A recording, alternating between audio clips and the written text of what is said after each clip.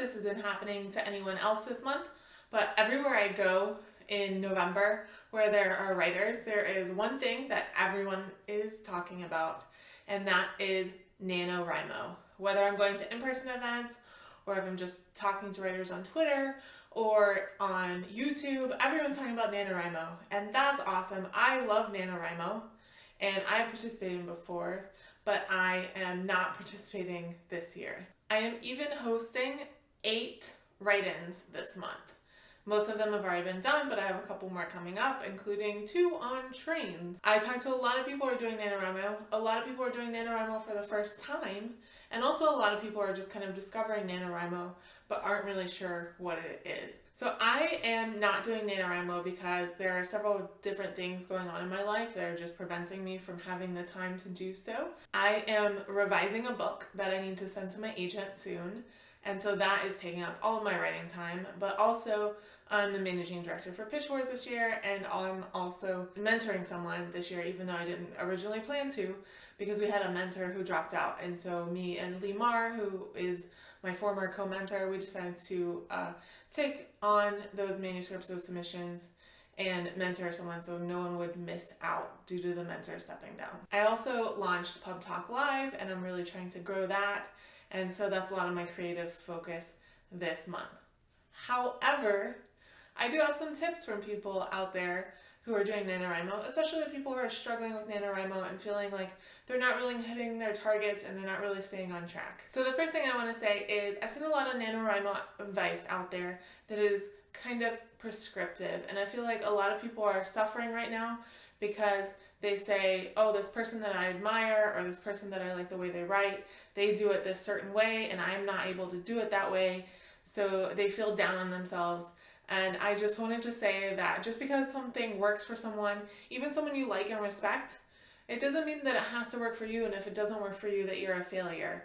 And so please, if something's not working for you during NaNoWriMo, please feel free to readjust or do something different, try something different, or completely abandon what you were doing before. That is totally fine, and that is all part of the process, and I think that's what makes NaNoWriMo such a fun event, is you can kind of experiment with your writing process. So I have a friend, Lucianne Diver, who is an author and also a literary agent, and she lives near my area, and so we get put together on panels a lot. And I love when we get put on panels together where we talk about writing process, because everything, absolutely everything in our writing process is so completely different. And so I love being able to be in front of a room of people, and both of us up there as people who have been successful in publishing, and say, no, I don't do it this way, I do it this way, I don't do it this way, I do it that way.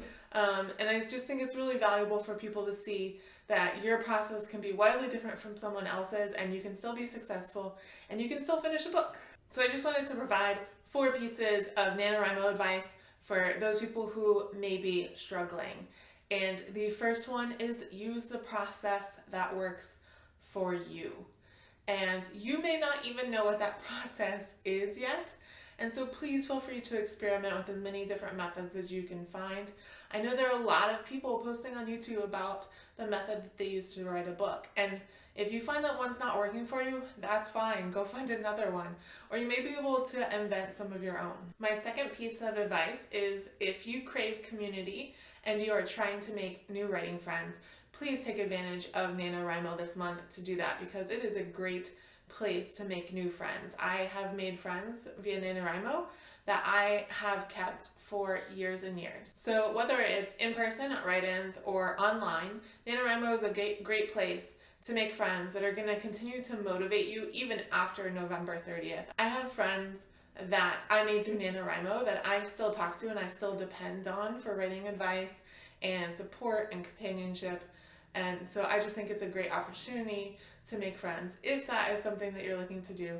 Now, I do have one word of caution on this, is you may want to focus on the friends that have similar goals as you do. So some people participate in NaNoWriMo just as totally fun and they never look at the manuscript again, and that is totally fine if that's what they want to do. But if you're someone who's looking to be a little more serious about your writing career, you may want to seek out the people who kind of feel the same way about writing that you do. And vice versa, if you're someone who's just looking to have fun, it may be frustrating to you to have a whole bunch of friends who are focused on getting their novel ready for publication, because that's just not what you're into, and that is totally fine. So my third piece of advice for NaNoWriMo is for people who are in it for a career. If you're looking to write a book that you hope to publish one day, and it's also, we hear a lot of times in NaNoWriMo that it's totally okay to put crap on the page, and that's fine, but there are different levels of crap.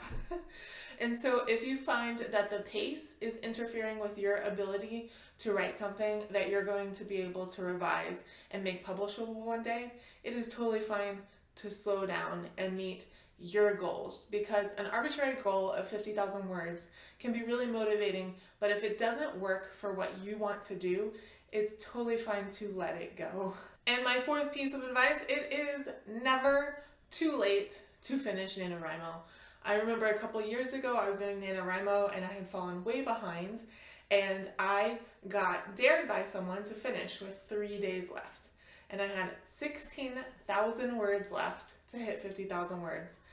And for some reason, like, it all just kind of worked out, and I buckled down and I did it. And I remember I'd finished at 11 p.m. the last day. And I remember that because I had enough time to watch an episode of Castle before the clock struck midnight, which was the reward that I had planned for myself if I hit my goal. Even if you find yourself you're falling a little bit behind and it's still something that you want to do, I still think it's totally possible to catch up, because sometimes you just need 1 or 2 good days to really get yourself caught up. So please don't be discouraged if you feel like you're falling a little bit behind and you still want to hit that goal. With all of that being said, I am actually closer to finishing my revision than I had originally planned, and so I may start kind of like a mini nano in a couple days to start working on the next project, because I have a project that's been like really sitting in the back of my head waiting to be written, and so I'm excited to get started on that. So I may just jump in as soon as I finish my revisions so that I don't have to worry about what my agent thinks of my book and just sit there and wait. Instead, I can use that time to start a new book and be, productive. So let me know in the comments if you are doing NaNoWriMo, and if so, what you're working on and how you're doing with your word counts, and if you found anything that's really helped you in your NaNoWriMo process. Thank you so much for watching, and I will see you next time.